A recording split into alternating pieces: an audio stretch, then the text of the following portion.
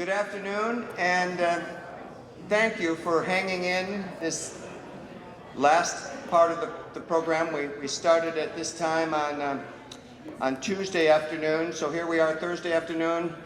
There's been a lot of interaction and a lot of meeting and greeting, and on behalf of the 1,000 members of the Alliance of M&A Advisors, thank you for coming and being part of this experience. We're blessed with an extraordinary staff, wonderful sponsors, and most of all, it all happens because of independent M&A professionals like yourself that are willing to share, learn, and earn more together. So we're thrilled to have you as part of our community. We hope to be able to have you all join us in 6 months in Orlando, mid-January, the week of January 11th, and we want to keep this going. But we don't have to wait 6 months. It really, I think, is happening as we speak. I'm hearing of a lot of people making connections on the sell side, the buy side, projects, and that's really what this afternoon is all about, is doing more than just the traditional M&A activity. We started the M&A Association some 17 years ago, and it's grown from the initial 10 members now to over 1,000. And many people say that we should just stick to buy-sell activity and not get involved in other products and services that may be of help in the middle marketplace. And so we've got a bit of a divided opinion because people have said, well, Mike, your organization has limited time and resources, so there's plenty to do in just the lower middle market in terms of education and events and getting experts together. Why don't you spend more time helping us get found? Why doesn't the association become more well-known? And why don't you grow? And if you grow, then we all can do more together. So that's another key part of what this afternoon is about. It's growth. We are growing the M&A Association. We've got new chapters. We have a very well-established foundation started in Europe, thanks in large part to Urs Brechtbecker and others who are working with him. We had a wonderful meeting here in Chicago a few weeks ago with the Hong Kong Trade Development Council.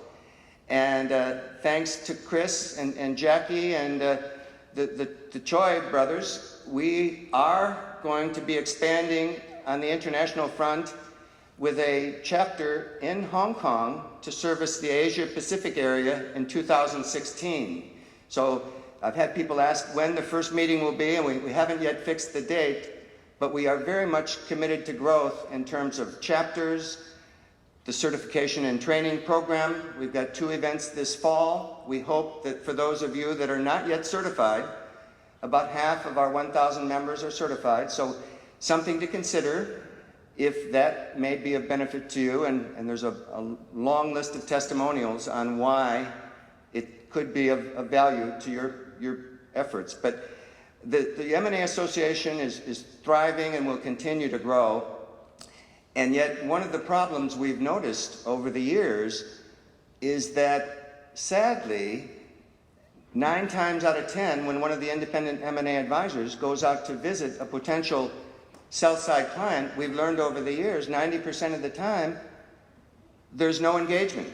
There's no sale transaction that is even possible, largely because of some of what we've talked about in this gap between what the seller, the private company might like, want, or need in the way of sale value and reality.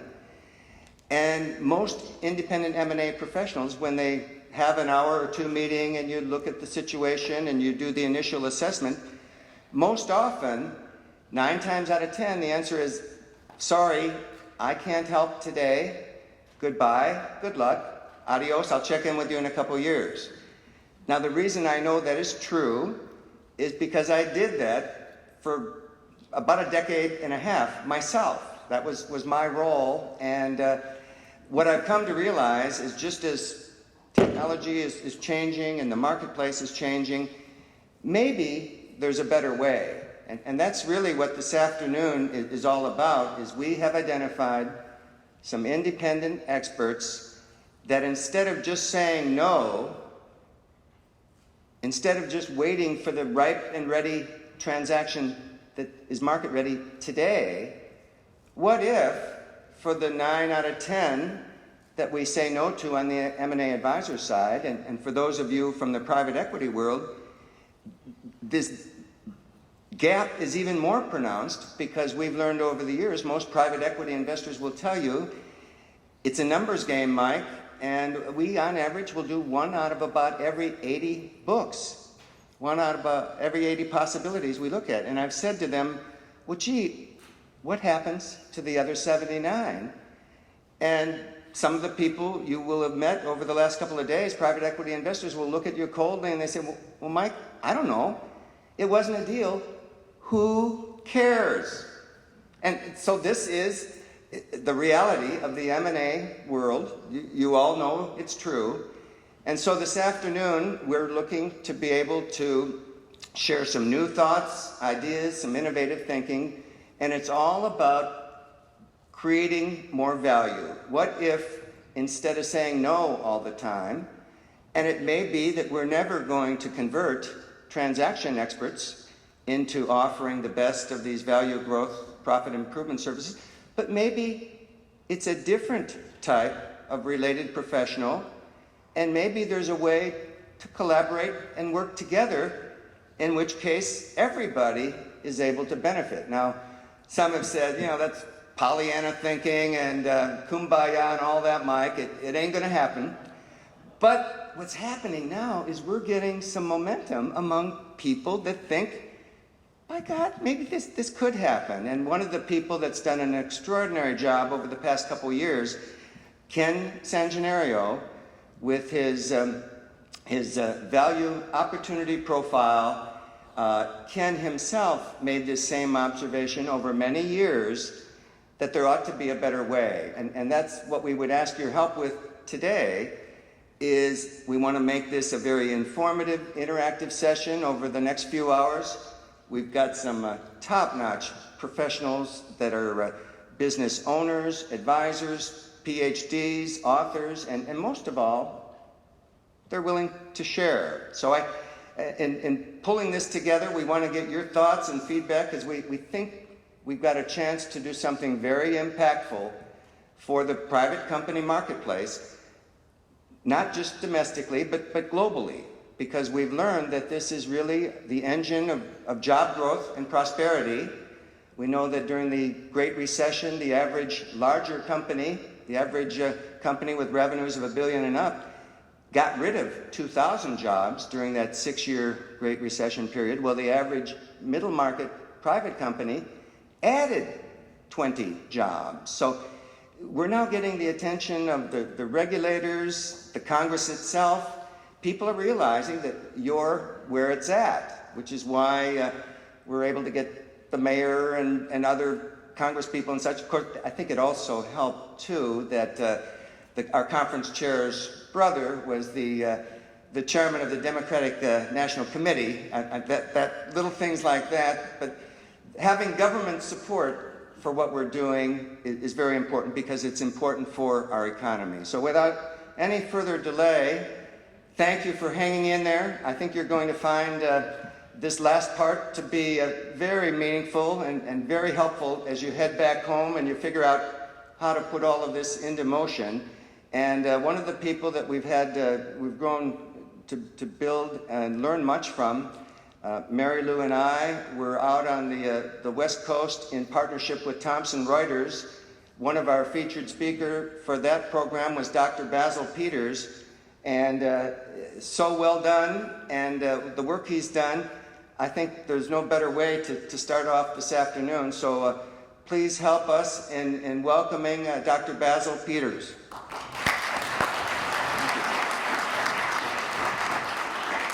Thanks, Mike. Good afternoon, ladies and gentlemen. The Conference Content Committee wanted Kenneth Marks and I to talk about all the things that we can do, have done in our businesses, to take the value of a company we're selling from, say, 3x to 7x Or in other words, how can we double the value, taking a little bit longer time horizon than some of us might just in the pure transactional end of the business. So I think that I just tested this thing and it worked a minute ago. I think the first step in dramatically increasing the value of a company you'd be selling is to hire a really good M&A advisor.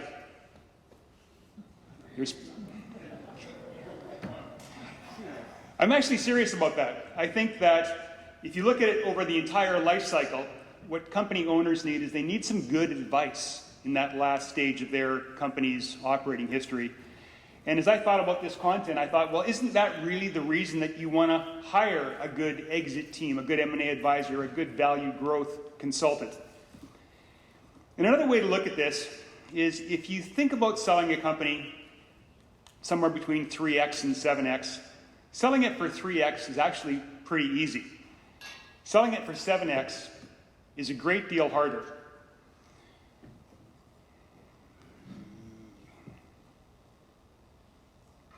Selling it for 7x takes a lot of skill, strategy, and patience. This is a graph that I think about a lot and try and talk to our prospective clients about.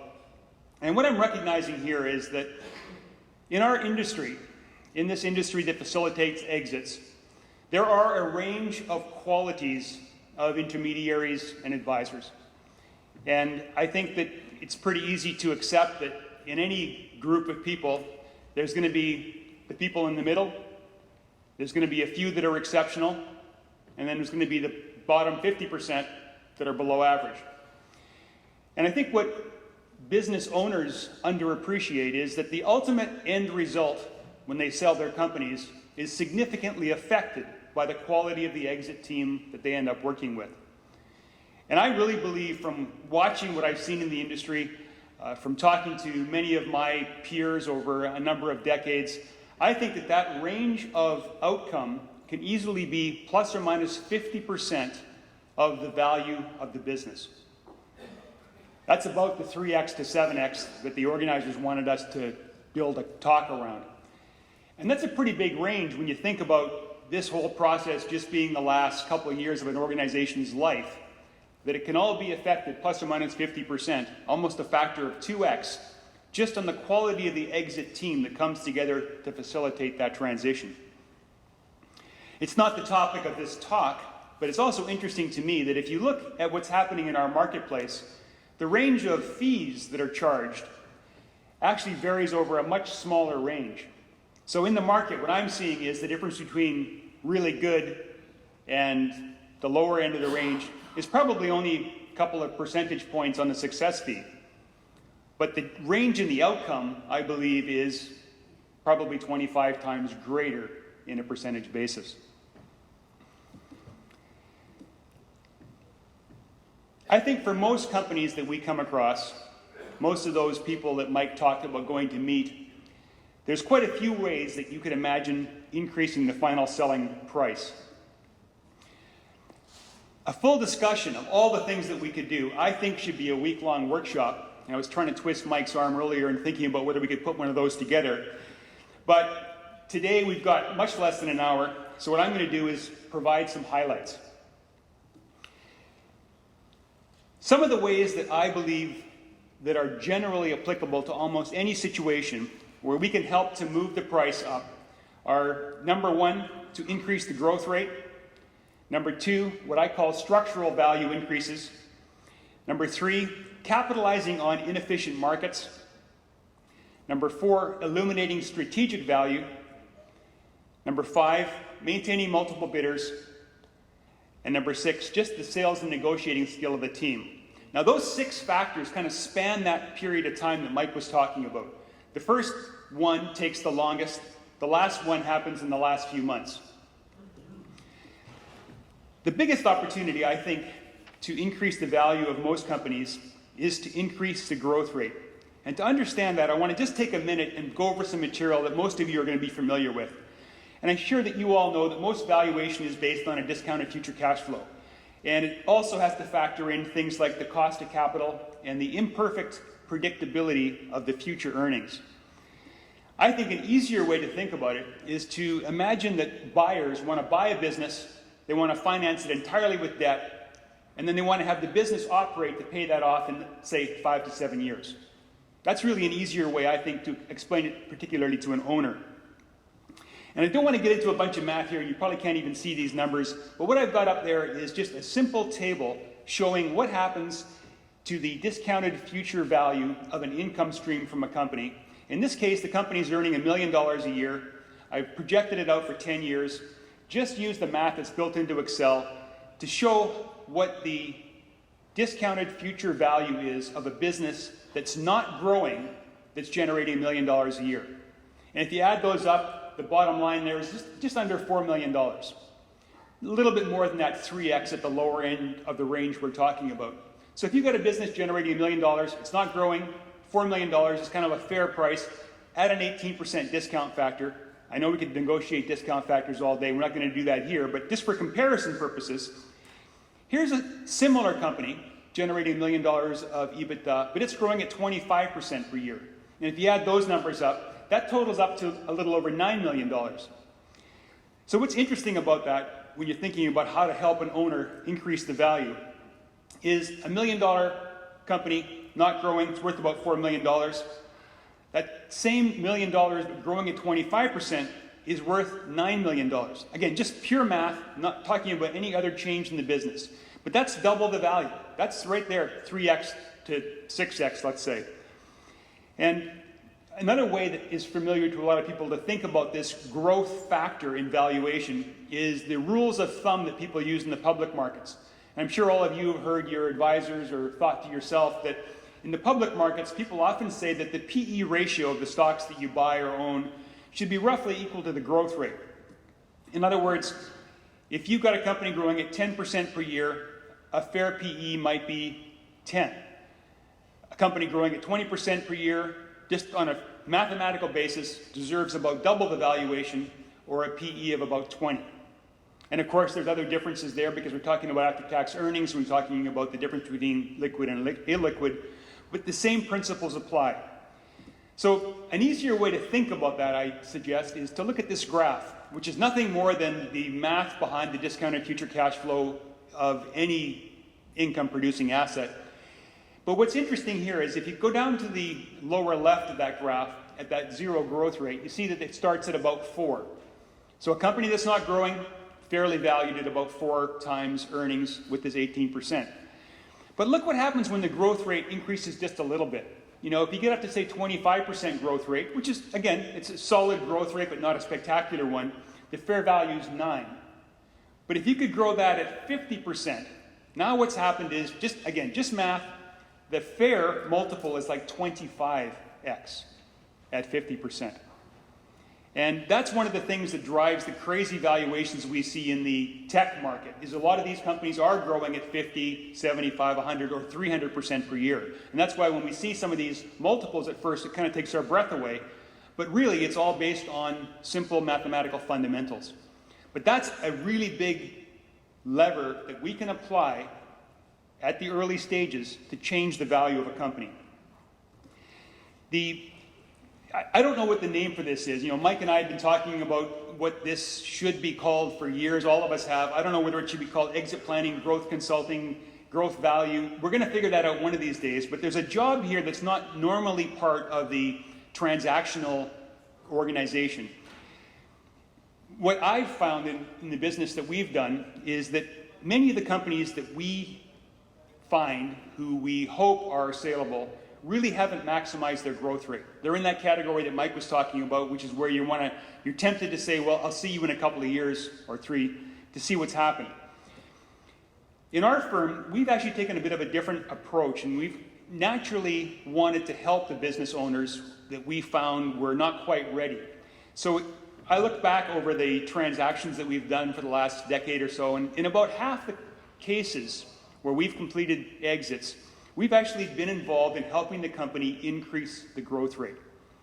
And the challenge with that is, and again, looking back over our own transaction history, is that takes a lot more time. Because even if you're efficient in doing that, you're going to need at least several quarters of actual financial results to have a convincing demonstration to a buyer that you have established a higher growth rate. So that's, I think, one of the examples Mike was suggesting that he wanted us to be thinking about is, how can we either expand our practices or work with other professionals to get these companies that we find that are good companies, but maybe haven't been as aggressive as they could have been, how can we help them grow faster? Another one of the things that I think should be done early on in every exit strategy planning session is to think about structural value increases. And these are often small tweaks in the corporate structure, and they can sometimes increase the selling price by 10 to 25%. Sometimes this is called financial engineering. And these can be balance sheet changes. They could be asset versus share sales strategies. They might be financing mechanisms or even tweaks to the deal structure. Tax innovations in some cases can be a significant opportunity depending on the structure of the company you're dealing with and the jurisdictions across which you're dealing. International transactions bring a whole new layer of possibilities in tax planning. And there's almost an uncountable number of things that you could do under the category of structural value increases. But in my experience, those can easily add millions of dollars to the final result and more than pay several times over for the professional fees that are involved. Another particular favorite of mine is capitalizing on inefficient markets. And I think that we as a group of professionals probably underappreciate just how inefficient the markets are that we operate in. And certainly our prospective clients have very little appreciation for this. And what inefficient means when you talk about markets, what the economists are talking about when they describe inefficient is a complex thing. But the short summary is that in an inefficient market, information is difficult to access. In other words, there's no transparency. The number of buyers, and especially the number of sellers, is limited. And these things tend to contribute to markets that are illiquid, which we all know firsthand because we recognize how difficult it is to facilitate a company transition. But they're also inefficient in matching price to fundamental value. And what's fascinating to me about this is that unlike almost everything else in the financial world, there's an imbalance in the effect of this market inefficiency. And all of the market inefficiencies favor the seller, and none of them favor the buyer. And recognizing this provides an enormous capability to optimize the outcome for our client companies. And the flip side of this, and the part that breaks my heart, is that because on the buy side, almost everybody there is a professional. Buy side people are smart. They've probably done this a lot of times before, especially as an organization. A lot of times sellers, especially in what buyers call proprietary deal flow situations, end up having sellers leave millions of dollars on the table. And the saddest part to me is a lot of times they don't even know, because of these inefficiencies in the market, because of the imbalances between the capabilities on the buy and the sell side. Illuminating strategic value is perhaps one of the largest fundamental increases in the value that the financial intermediaries can provide. And in my view, it's not actually possible to create strategic value in the context of an exit or transitionary period. Even if you're taking the long view and looking at it over a 2, 3, even longer year period, I think that the strategic value actually has to be there or it's not there. I don't think you can create strategic value. You might be able to get a company to grow faster. You can probably restructure a company. But the strategic value is something that I think is either there or not. And the job of the professionals is to illuminate it. The job of the professionals is to have that strategic vision across multiple industries, multiple markets, and to find a situation where that particular company has a higher value to some class of buyers than to the general market. And this can be challenging. A lot of times, even when you think you understand where that strategic value is, communicating it can be a real challenge.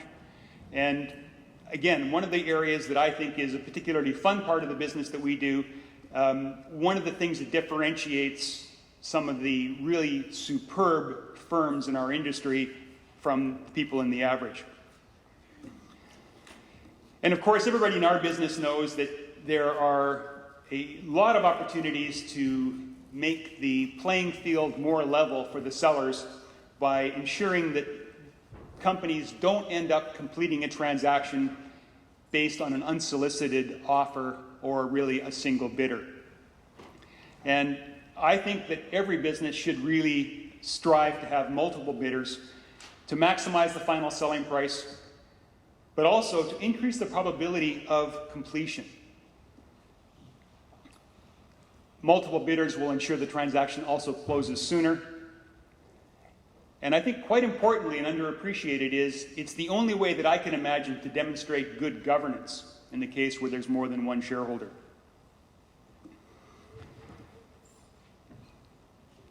There's also no question that selling and negotiating skill has an impact in the final selling price.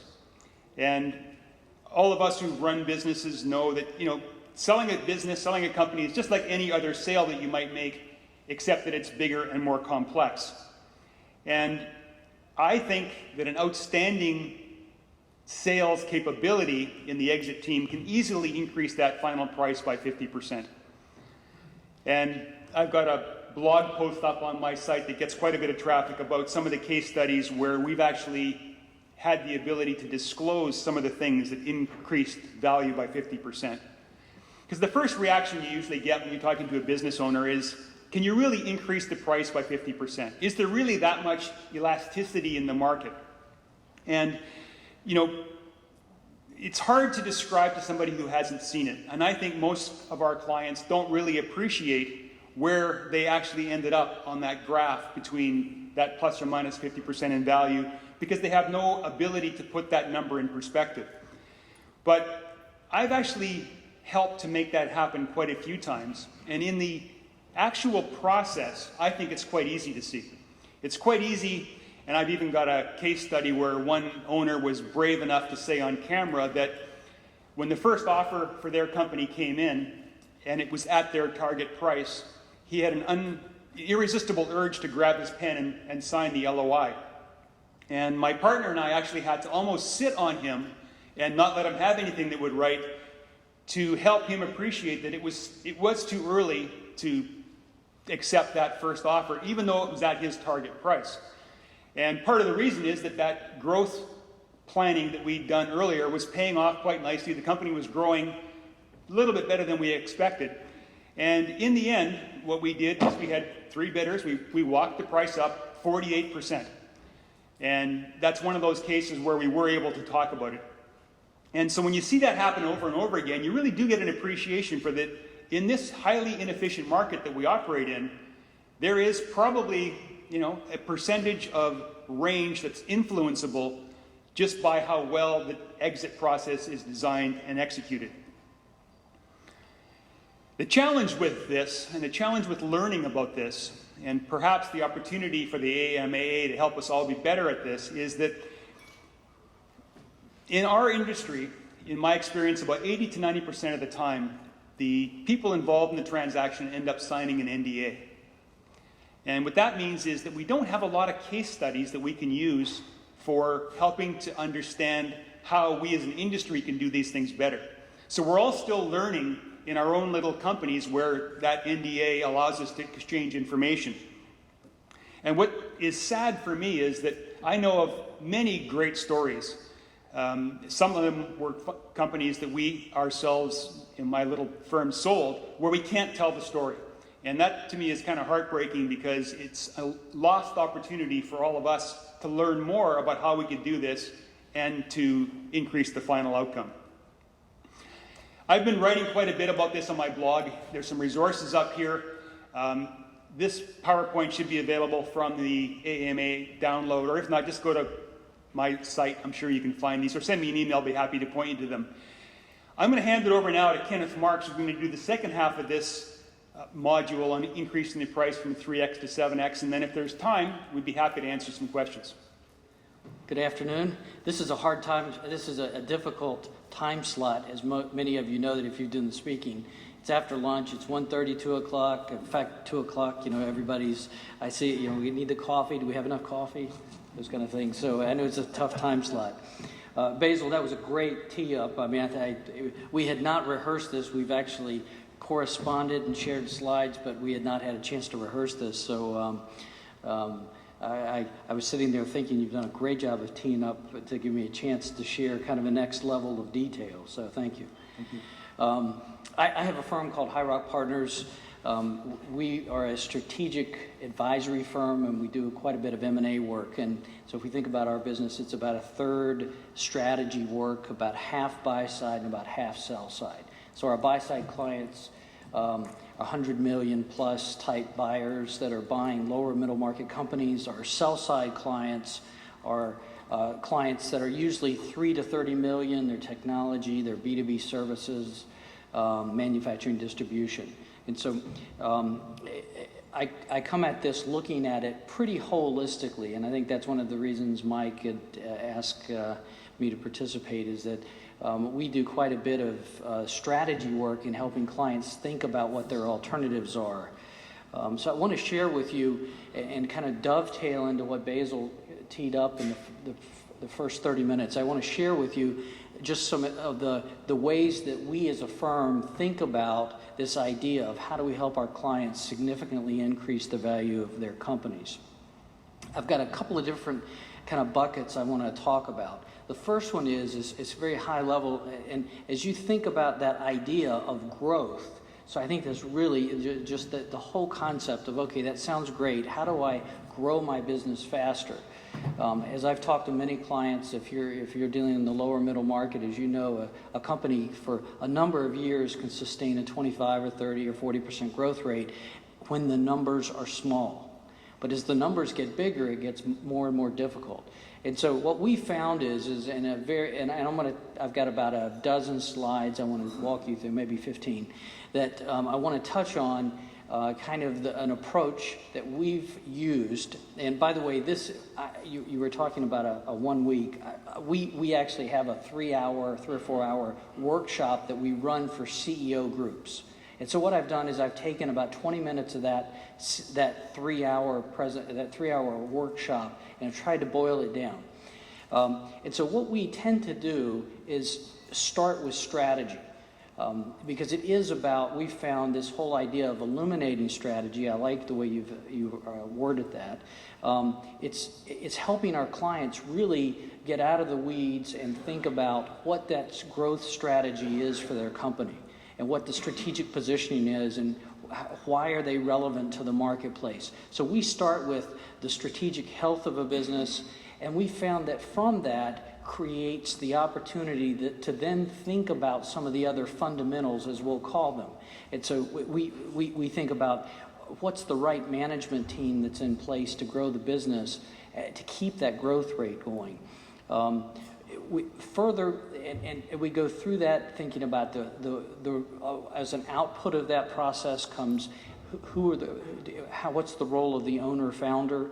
How is that business going to scale, and how should it be capitalized? And effectively what we're trying to do is bring alignment about for all these kind of fundamental areas of the business so that, and understand the strengths and the weaknesses and where that business is going. So let me give just a little bit of drill down on each one of these just to give a little color or character to it, if that's all right. When we talk about the strategic health of the company, we're talking about being able to articulate the growth strategy, using the right strategic approach to be able to guide the way. It becomes effectively, we create something we call a filter, which helps make the decisions about what's right for the business moving forward and what's not. If you think about it, when we're talking about strategic health, we're really talking about understanding the secret sauce of that business, the unique business processes, the market positioning, and how they really add value to their customers and what those customers are paying for. Particularly in a forward-looking, if you will, in the future horizon. From that, we look at what's the right management team that actually is going to help grow that business. And this becomes a little difficult because if you think about it, reverse this, these are some of the things that if you're on the buy side, what are you looking at? And many times we're looking at, you think about it, the management team that has built the company to a certain stage is not necessarily the same management team that's going to be able to grow that business. And we find that in many cases, more and more cases, human capital, the management team, the leadership team, that's part of the value that a buyer is willing to pay for. And so if you have a management team that is, for lack of a better word, legacy, and they're not positioned to grow that business forward, there's a big differentiation in value, likely, depending on the kind of deal you're doing. But we find more and more there's going to be a big distinction between the value of the company with the legacy team versus a growth-oriented, having the right players, use the Jim Collins, the right players in the right seats on the bus. And so going through that process of understanding that and thinking about it is one of those fundamental steps. Now, one of the things that ties with that is this idea of, and as I said, this doesn't really apply to you in the audience, but it applies to your client companies or your investments. And when I'm talking to CEOs, I give the example that, look, in my first business when I was in my 20s, I was the problem with the growth of my company. I was this. I answered yes to all these, and I've got a whole series of how do you know where the owner-founder is really part of the impediment of growing the company. But these are thought provokers, effectively. But addressing the concentration issue around and the dependence on an owner or a founder is a critical one of those critical management components that can detract from the value of a deal significantly. It also, solving that problem of dependence actually can be addressed by thinking about the scalability of the company. So if you think about the systems, think about that, go back to the strategy and what's unique about the business and business processes and how do you grow that company, continuing to deliver good quality of either service or product, whatever it is that the company does. Embedding the institutional knowledge in systems that are scalable and scalable on, I'm calling it a disproportional basis to the rate of growth. We use the term, I don't know what others call it, we call it operating leverage. So by thinking through and having those investments in that scalability, is something that solves a number of problems and provides the ability to sell forward the value. One of the fundamental things we try to do in the sales process is shift the conversation from trailing 12 months to the forward-looking, but it has to be credible. So many times we see forecasts and we see things that just aren't credible numbers. We're going to take a business that's been lumpy for X number of years in earnings and has all these add backs and has up and downs in revenues, and all of a sudden the forward-looking forecast is perfect. How does that happen? We know the answer, right? It doesn't happen. And if you're on the buy side, you know it doesn't happen, and you're not going to pay for that. But if you can really shift that conversation, and you can do it credibly in the things we're talking about, these are the things that if you were a buyer, that you would be thinking about doing if you're going to want to buy a business at a lower multiple and improve it. These are the things that maybe if you're an investor, these are the things you might be doing.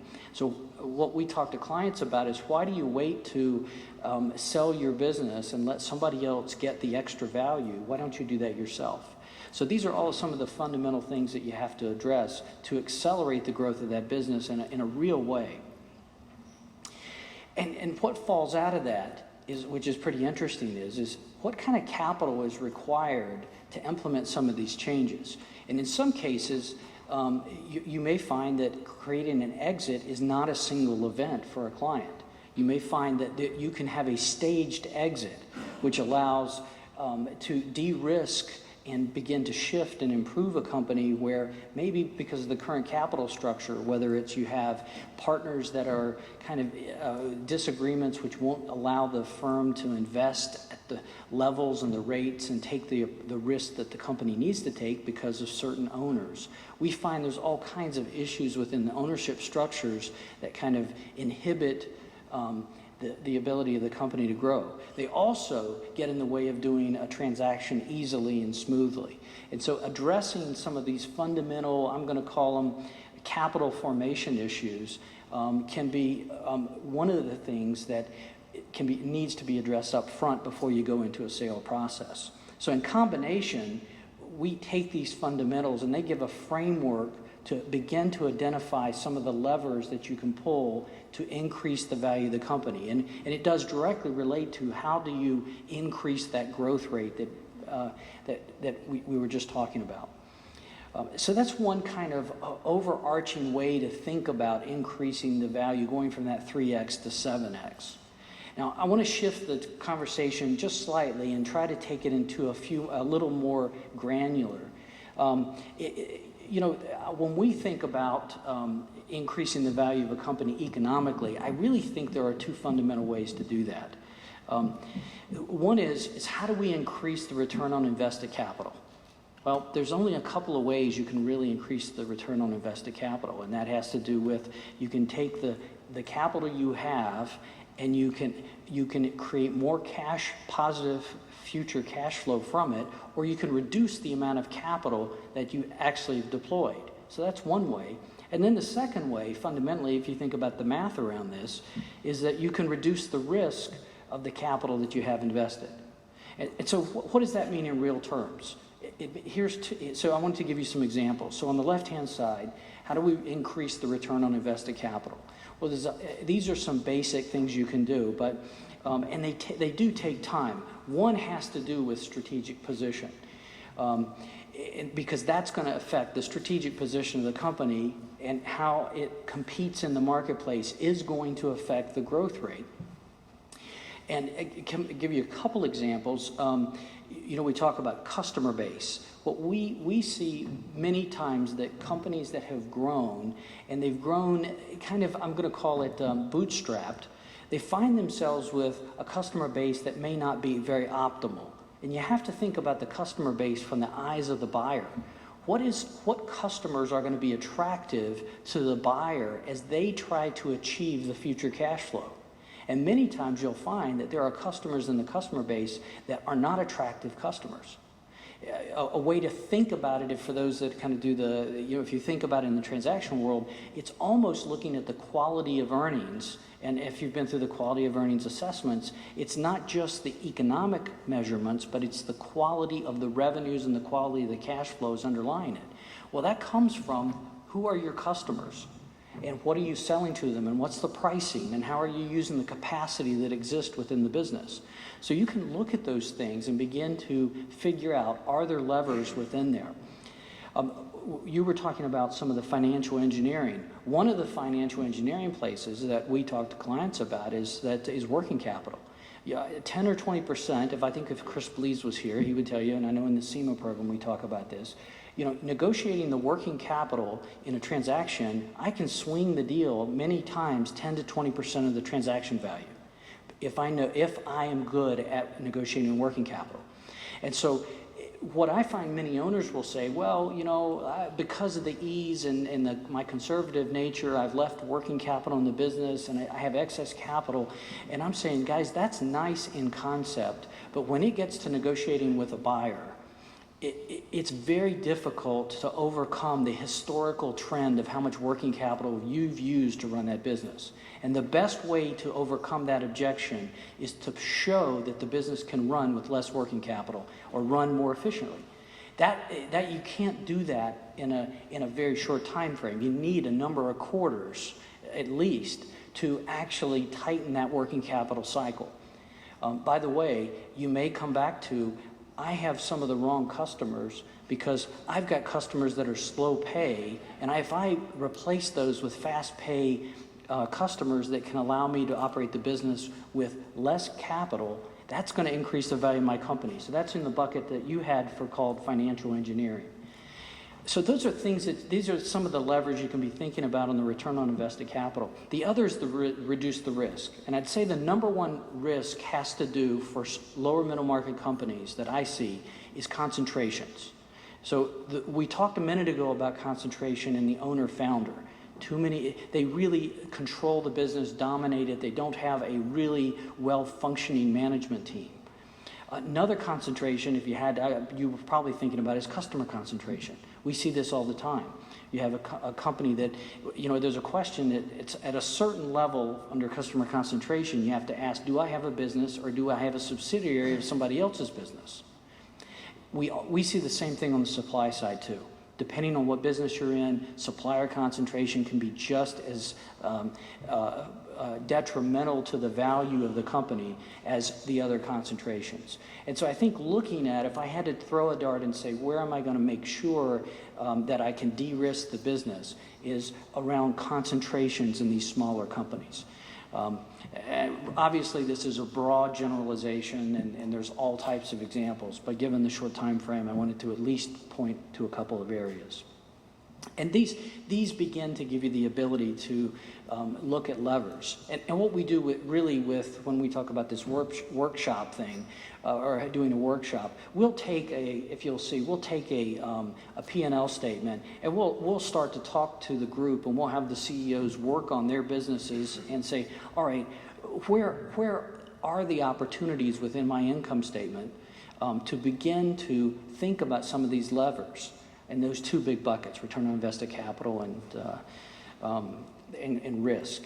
Customers are one of those. One of the places I find very interesting is pricing. Pricing does take time, but it's interesting if you get the right customers with the right pricing.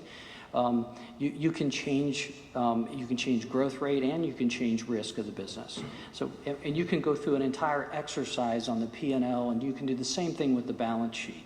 In the balance sheet, we get into the financial engineering, we get into make-buy decisions about should my business really be deploying capital doing the certain things it's doing, or should I find a partner or outsource? Obviously, these things take time to implement. So these are not what you're going to do in the 90 days that you run up to a transaction. It's going to take longer time. So if I try to bring this, and this is a slide I use with my clients, and this may sound a little cavalier, but I talk to our clients and say, look, on the left-hand side of this, how do you bridge this valuation gap? How do you get a business that's easier to sell? If you're going to raise money, you're kind of addressing the same questions. And I say, if you are really happy with the valuation you're going to get from the business from the trailing 12 months, and we'll tweak the numbers a little bit, then you can go with what you've got today. And that's kind of the first bucket on the left. If you wanted to address some of the fundamentals and begin to tweak some of the obvious, we can increase the value of the company. And that's where we talk about 10, 20, 30, we can get a 50% pickup in the business. If you really want to change the whole negotiation and positioning of the company, we look for what we call a breakout strategy. Because we find from the buy side that once a buyer has bought into, no pun, has bought into, has an investment thesis and says, I like this business and I trust the management team and I want to buy this business, the next logical question is, how can I invest more to accelerate the growth of that business beyond what that team is currently envisioning? And if we can answer that question, we can shift the negotiations from purely being driven by trailing 12 to that future, what I'm going to call kind of geometric breakout strategy. And one of the examples I use, and we talk about the NDAs and proprietaries, I was the CEO and sold a technology company to Raytheon. So I won't say too many details with the recording. But I can tell you that what we did is we shifted our strategy from selling black boxes to three-letter agencies to selling systems. So we went from selling $25,000 and $50,000 black boxes to selling $1 to $5 million systems.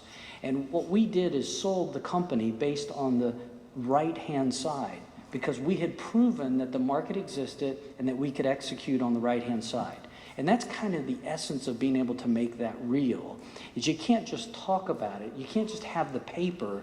You have to start evidencing the opportunity and validating it and showing the buyer that this is real. And that's where you can then accelerate, you can increase the multiples, you can move that way beyond the traditional metrics. But that takes time and takes planning and takes investment. We find that by moving from the left to the right, you actually generate additional cash flow by doing the things in the middle, which give you the ability to invest to prove and validate the things on the right. That takes time, but it's that's kind of our thinking about how you really increase the multiples. Lastly, I want you to think about it from a transaction perspective, that we can do those things, but there are things we have to do to ease the transaction and to think about really optimizing for the after-tax cash. That's what our clients tend to care about on the sell side, is the after-tax cash. So how do we optimize that? This falls into a couple of the different buckets that you mentioned in your slides earlier, but you know, one of those that is so obvious, and I'm sure we have some CPAs in the room, is you have to have good financial information. It has to be accurate, it has to be timely, and it has to comply with GAAP.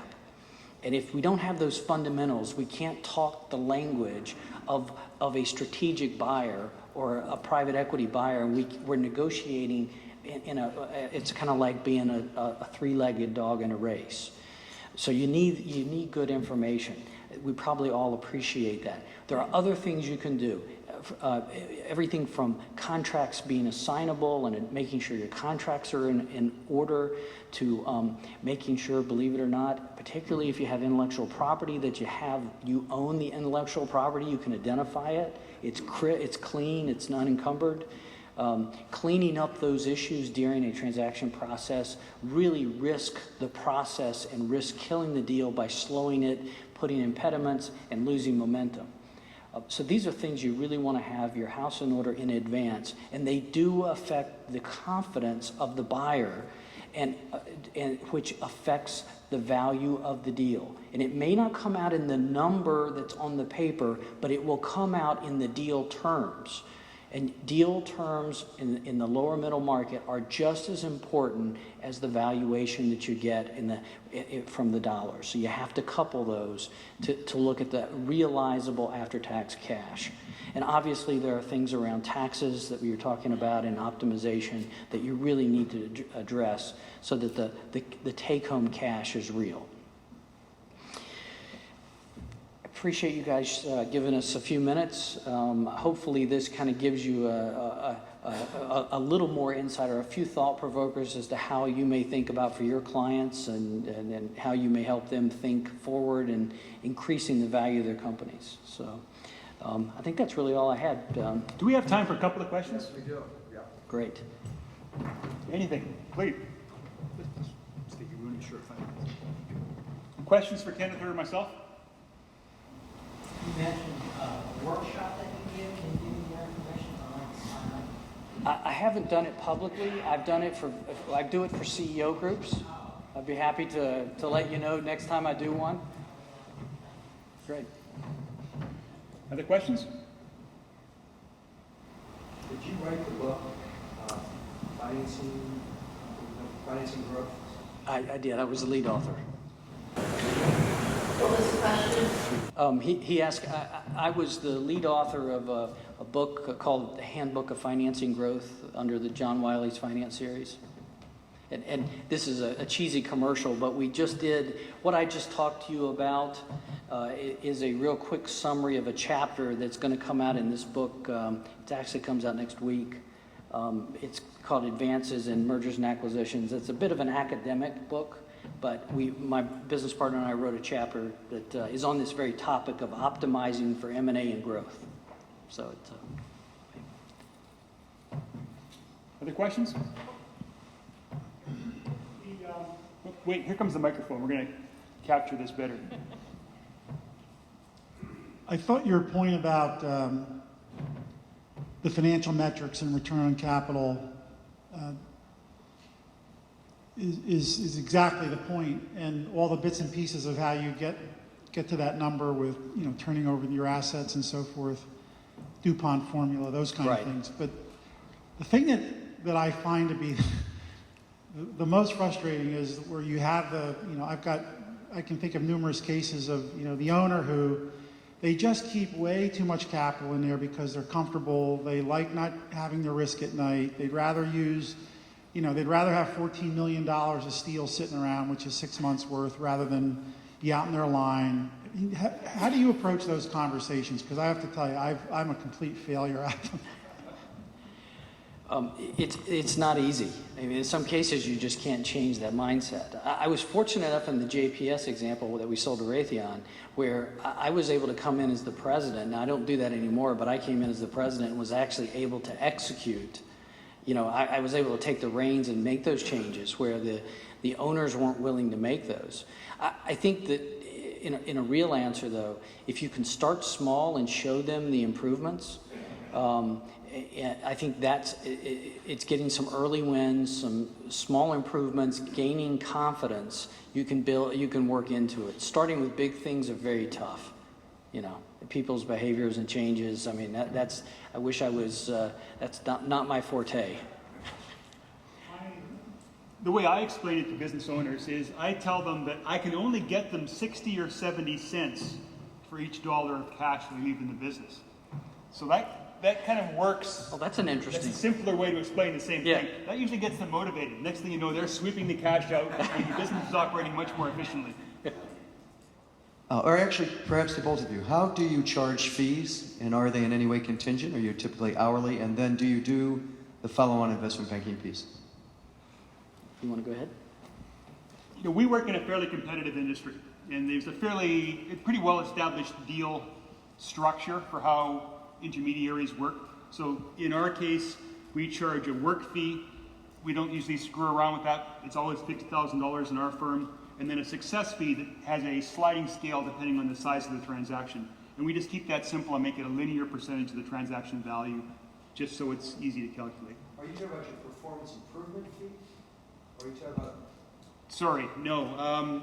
In our firm, we bundle these things together. You know, we are a premium M&A advisory firm. We charge a premium success fee, and quite frankly, I don't know how to charge for the other things and get a return that is commensurate with the value being added. So we kind of lump it together. I can give you a couple examples of how we've done it, and it depends on where we enter the relationship and at what time. We have done. We have convinced CEOs, and we shared with them that, look, if we can increase EBITDA by $250,000, that's $1.2 million increase in the value of your company. And so we have had performance fees in that performance improvement piece that are linked to increase in EBITDA. That's not very often, but we have done that.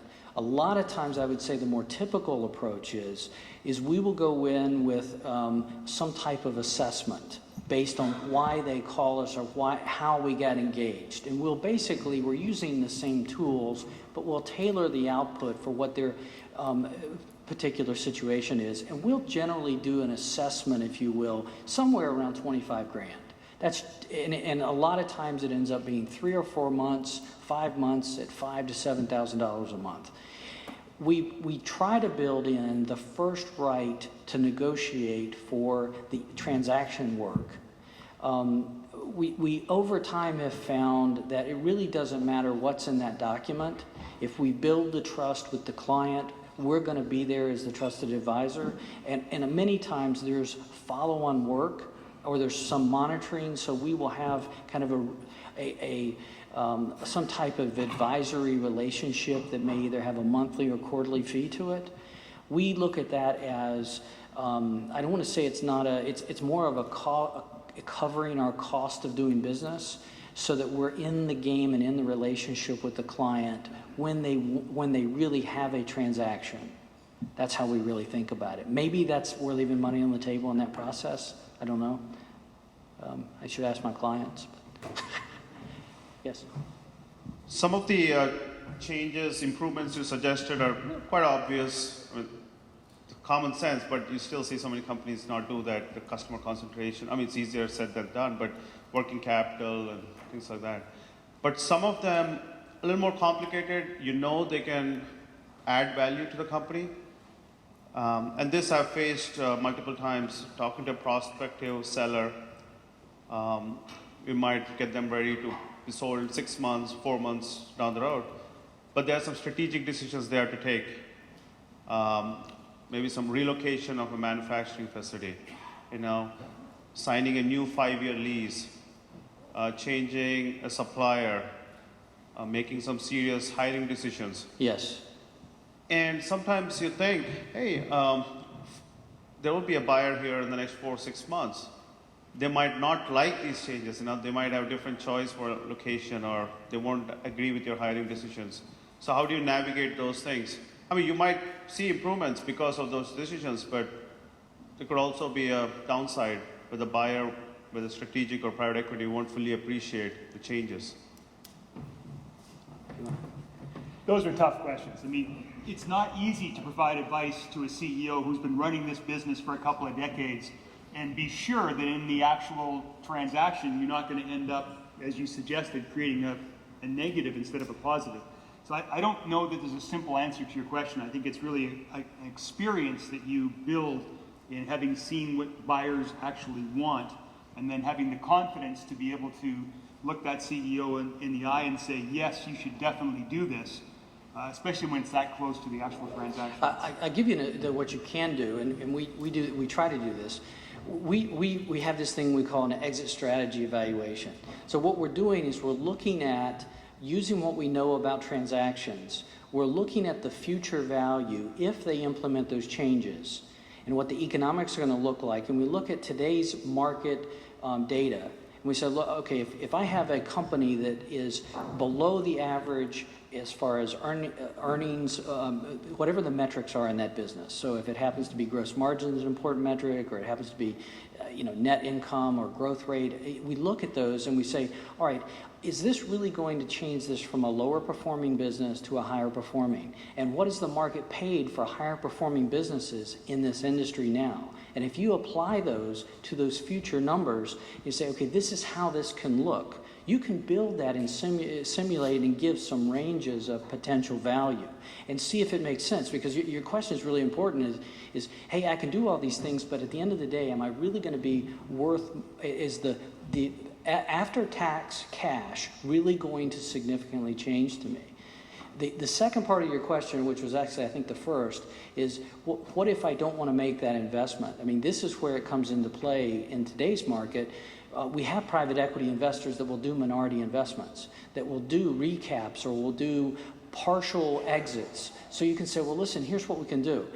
Take some of your money off the table. If I understand your personal ambitions with this business and what you're trying to do with this business we don't get into financial planning on a personal level, but if we understand how they're thinking about this asset they own in the bigger picture, then maybe say, well, listen, we can shift the risk for you by let's recap the business. Let's take a tranche of capital off. You go ahead and invest that outside, de-risk it some. At the same time, bring some new capital in and bring a partner that has a more aggressive risk profile. So there are a number of things you can do to begin to address that, but you have to think kind of broadly about the alternatives. It's a complex question. It's a good one. Yes. It's a good answer. I think we might be timing out here, Ken. Are we? Okay. Go ahead, thanks. The processes they're speaking of require a fair amount of time on your part to implement. Yeah. Would you estimate the amount of time and say number of hours or work days that it would take you to convert a company doing, say, 20 million in sales with an EBITDA of 15% to 30 million in sales with an EBITDA of 20%? Are you looking at 100 hours, 500 hours, 1,000 hours, and over what period of time? You talking about it in fees, or are you talking about in what? I'm just talking time. Time, hours. Work hours. Number of hours. By whom? By our firm? By your firm. Absolutely. There's two levels of hours in there. There's the assessment and the strategy piece, and then there's the execution piece and holding hands. The strategy and the hours for that is probably 100 hours maybe 150 hours to think through the strategy and do that piece. The part about execution is varies wildly. And there's no single answer. I can't give you a single answer on that. So that comes back to a question regarding fees. Right. Are you working on the two-fee system? I'll tell you how we have a very simple, we don't work, we always get paid for our time on a monthly basis as a core concept to cover our cost. We don't do any contingency for the core cost. We do have performance fees on top of everything. In other words, even if we're getting paid, we do buy-side work where we're getting paid an hourly fee, but on top of the hourly fees on a monthly basis, we get a performance fee when they close a transaction. That's an example. We just don't do work on a monthly basis without getting paid. But that's for the buyer. I'm thinking from the sell side. Sellers the same way. We don't do a fixed upfront retainer like most of the industry. We do a monthly retainer, and if it takes 6 months, 9 months, 2 years, we get paid through that period on a monthly basis. Thanks. Okay. Great to see you. I've really enjoyed it. Would you help us thank Kenneth Marks and Basil Peters? Excellent